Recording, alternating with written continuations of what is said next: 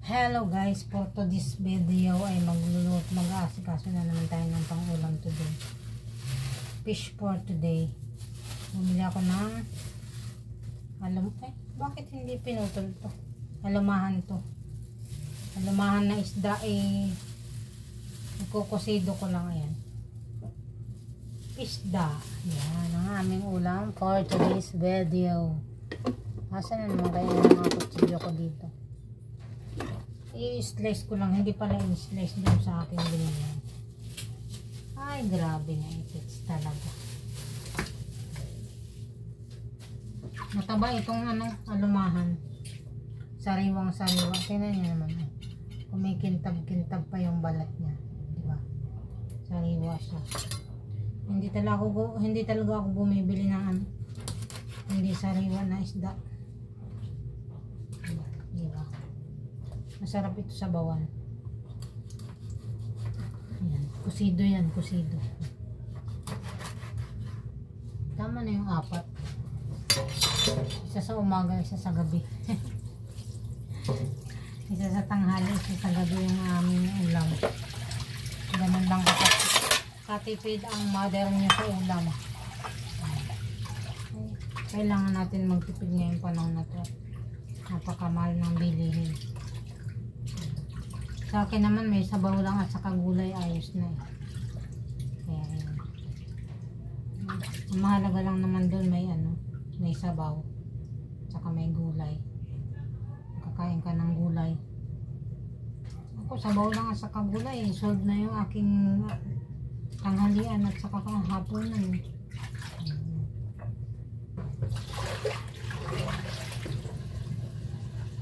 Ganyan yung ating kasi kung hindi natin diskartehan yung ating ngayon, yung ating budget ay talagang hindi tayo aabot. Yung 5,000 ngayon wala na talaga, hindi na aabot ng 3 araw.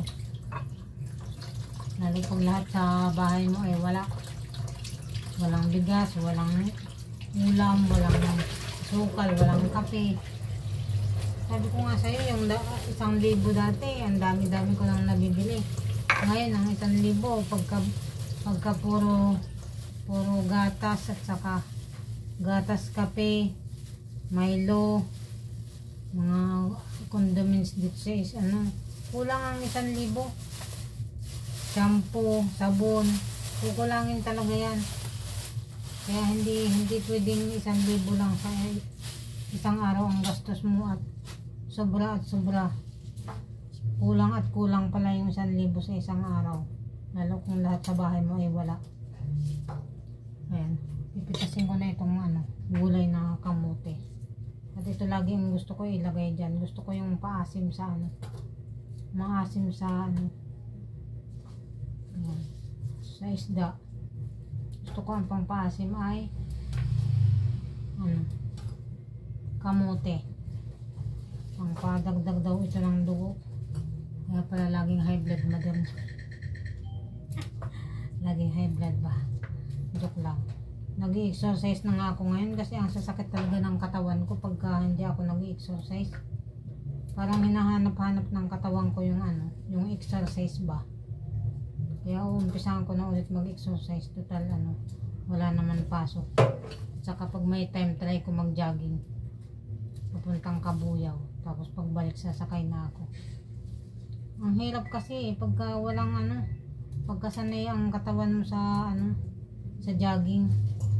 Natigil kasi ang jogging ko nung lagi akong busy.